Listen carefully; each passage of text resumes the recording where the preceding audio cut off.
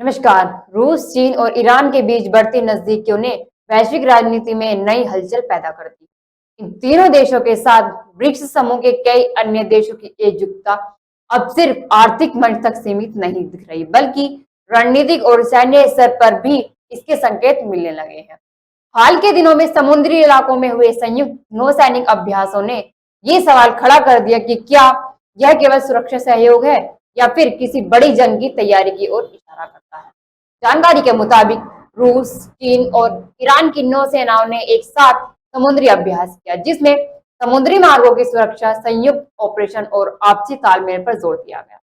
आधिकारिक बयान में कहा गया कि इसका मकसद समुद्री डकैत से निपटना और अंतर्राष्ट्रीय व्यापार मार्गों को सुरक्षित रखना। लेकिन जिस समय यह अभ्यास हुआ, उसने पश्चिमी देशों की चिंता बढ़ा दी है। ब्रिक्स अब पहले जैसा सीमित समूह नहीं रहा। इसमें नए देशों के जुड़ने के बाद इसका दायरा और प्रभाव दोनों बढ़े हैं।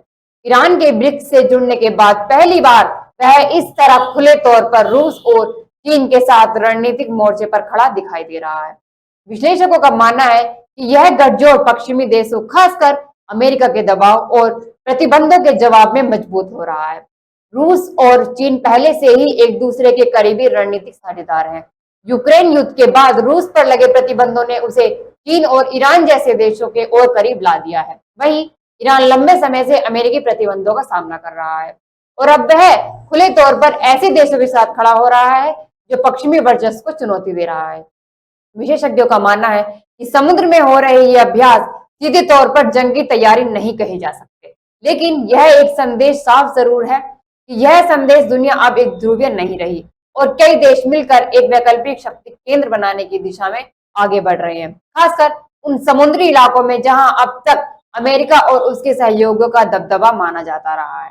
वहां इस तरह की गतिविधियां प्रतीकात्मक रूप से अहम मानी जा रही हैं। हालांकि इन देशों की ओर से बार बार ये कहा जाता है कि उनका इरादा किसी देश के खिलाफ युद्ध की कार्रवाई तैयारी का नहीं है, बल्कि सहयोग और सुरक्षा बढ़ाने का है। लेकिन अंतर्राष्ट्रीय माहौल जिस तरह तनावपूर्ण है, उसमें हर सैन्य गतिविधि को शक की नजर से देखा जा रहा है। फिलहाल इतना साफ है कि रूस, चीन और ईरान की गुटबाजी और ब्रिक्स देशों की बढ़ती एकजुटता आने वाले समय में वैश्विक राजनीति की दिशा बदल सकती है। समुद्र में चल रही यह हलचल दुनिया को यह संकेत जरूर दे रही है कि शक्ति संतुलन तेजी से बदल रहा है और आने वाले दिन अंतर्राष्ट्रीय संबंधों के लिहाज से बेहद अहम होने वाले हैं।